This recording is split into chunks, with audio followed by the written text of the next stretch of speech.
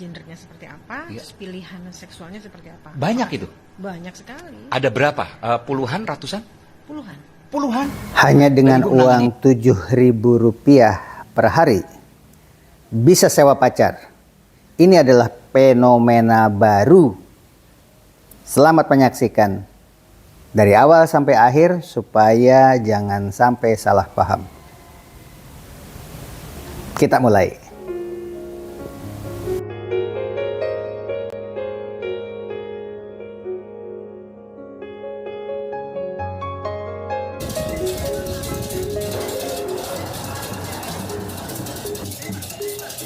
Bagi orang tua yang ekonominya mapan, hal seperti ini sudah biasa dilakukan sejak zaman dahulu kala.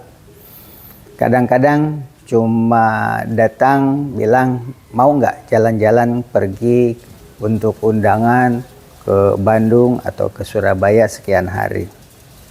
Itu biasanya dibayar setelah pulang. Padahal bukan pacar. Ini adalah laki dan perempuan yang tidak ada komitmen hubungan batin secara perjanjian bahwa dia itu adalah pacar, tidak. Ini hanya sekedar untuk bisnis dari pihak perempuan, di statusnya disewa sebagai pacar. Seperti halnya pacar biasa. Lendat-lendot, pegangan tangan, jalan kaki, ke upacara pernikahan atau acara apapun dengan teman, seolah-olah dia adalah pacarnya. Dan setelah pulang barulah dibayar. Dan bayarannya itu ada yang disepakati di awal, ada juga yang sukarela nanti setelah acara itu selesai. Itu zaman dulu, ya. Kira-kira tahun 1980-an hal itu sudah berjalan, tetapi hanya di oknum-oknum tertentu saja, tidak banyak orang yang tahu. Tetapi untuk kaum milenial pada saat itu, kalau ngobrol-ngobrol, saya ke undangan mantan pacar saya membawa pacar sewaan, katanya begitu. Itu sudah umum dilakukan untuk anak-anak yang ekonominya mapan, maksudnya orang tuanya itu. Bagi orang-orang yang tidak memiliki keuangan yang cukup, hal itu percaya saja bahwa itu adalah pacarnya saja. Padahal bukan. Tapi kali ini tahun 2023, tahun 2024 luar biasa. Justru ini bahayanya itu, sewanya itu bisa lesbi, pasangan lesbi. Kemudian orang normal bisa sewa kaum homo. Dan ini yang berbahaya. Mungkin ini adalah bagian dari strategi global, karena sekarang ini kan LGBT yang pakaiannya itu warna-warni, belang-belang kayak begini, begitu itu simbolnya, benderanya itu bendera LGBT.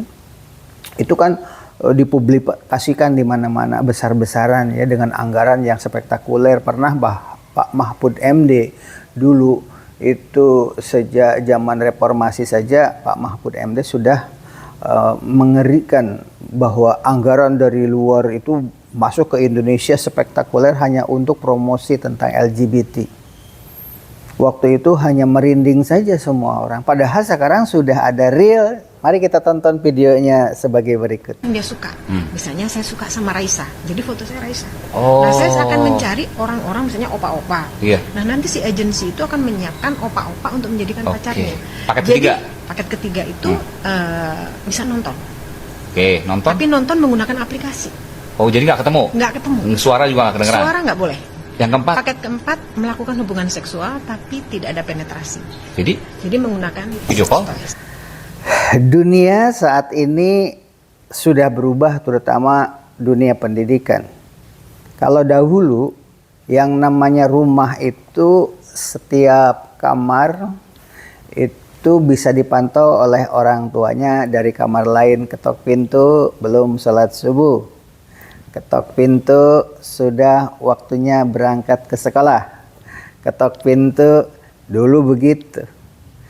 Anak di kamar ya tertidur. Kalau sudah ada di kamar ya sudah adem. Orang tua merasa nyaman. Karena apa? Anaknya ada di rumah. Tapi sekarang luar biasa. Justru kalau di kamar tertutup itu berbahaya.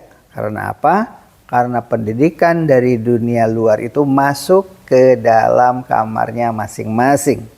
Mereka bergaul dengan siapa, orang tua tidak tahu. Mereka menonton apa, orang tua tidak tahu. Dan masalah yang besar kali ini ada sewa pacar. Hanya dengan Rp7.000 mereka bisa sewa pacar, pilih-pilih sesuka dia. Siapa yang disewa? Kita tidak tahu. Ini luar biasa membahayakannya seperti yang tadi kita dengar. Hadirin sekalian yang ada di rumah, fenomena dunia pendidikan itu sekarang luar biasa memerlukan penanganan yang super ekstra. Kalau dulu ketika ada partnership di sekolah-sekolah negeri yang standar internasional, diantaranya kerjasama dengan negara-negara OECD. Salah satu diantaranya ya mendatangkan orang-orang asing, orang-orang bule yang dari luar. Itu hanya mengajar bahasa saja awal mulanya begitu. Dan itu berjalan tertib. Tetapi di Jabodetabek ada peristiwa.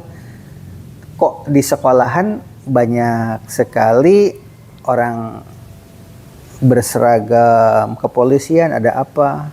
Tapi kepolisian tidak mau membuat ribut salah satu organisasi sekolah pada saat itu. Begitu orang bule itu keluar dari sekolahan habis mengajar bahasa Inggris supaya anak-anak itu terbiasa dengan lidah-lidah bule begitu. Begitu sampai di gerbang, orang bulenya diborgol. Ternyata adalah residivis. Ternyata dia itu adalah kaliber internasional. Dari mana sekolah tersebut dapat guru seperti itu? Ternyata gurunya datang ke tempat-tempat pariwisata. Dia bukan sebagai guru, tetapi hanya undangan untuk menjadi bintang tamu di sekolah, berbicara bahasa Inggris, cerita, tanya jawab dengan anak. Hanya itu sebenarnya. Tetapi dunia pendidikan digegerkan. Ada seorang guru kambuhan residivis internasional diborgol setelah pulang mengajar. Itu luar biasa pemberitaannya pada saat itu. Sejak saat itu selektif sekali.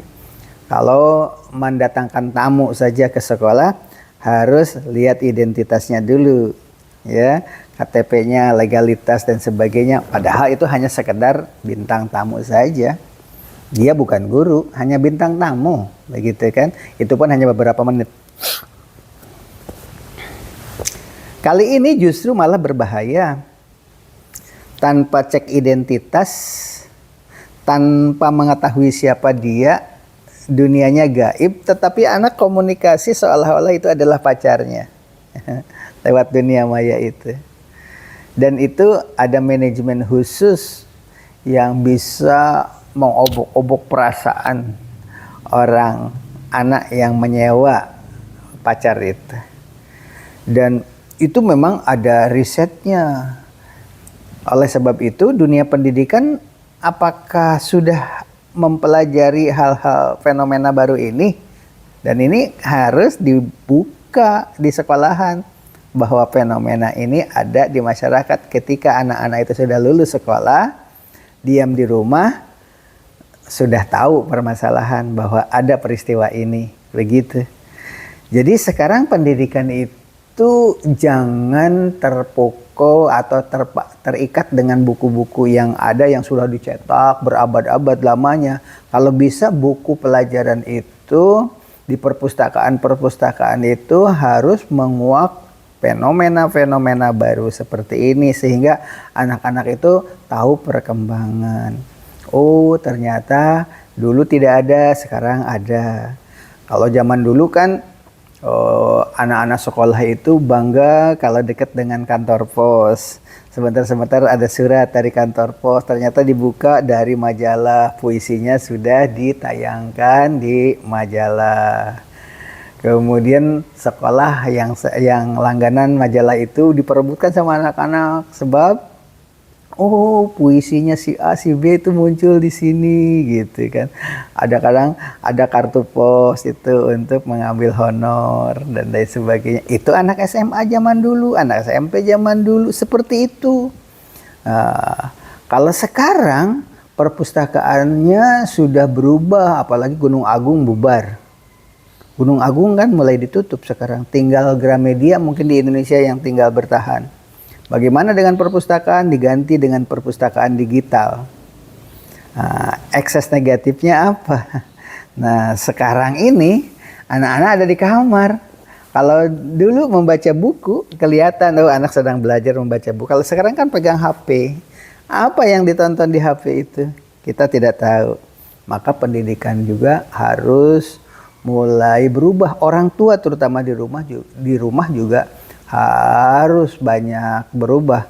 Kalau dulu kan ada pengantar sebelum tidur, tentang cerita monyet dan kura-kura, buaya dan kancil. Itu nilai-nilai moral diberikan lewat cerita itu dulu, sehingga melekat. Setelah dewasa itu, pendidikan moral tentang adab orang tua ke anak lewat cerita-cerita legenda seperti itu dulu.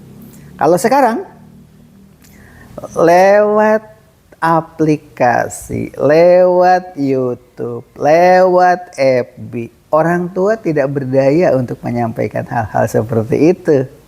Kalau dulu sebelum makan, anak-anak diberikan saran.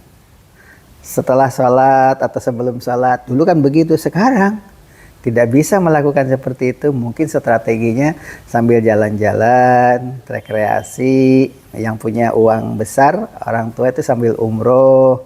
Atau mungkin diadakanlah perjalanan menuju Jejak Wali Songo. Nah, di mobil itulah bisa bercerita. Mungkin sekarang ada juga yang melakukan seperti itu.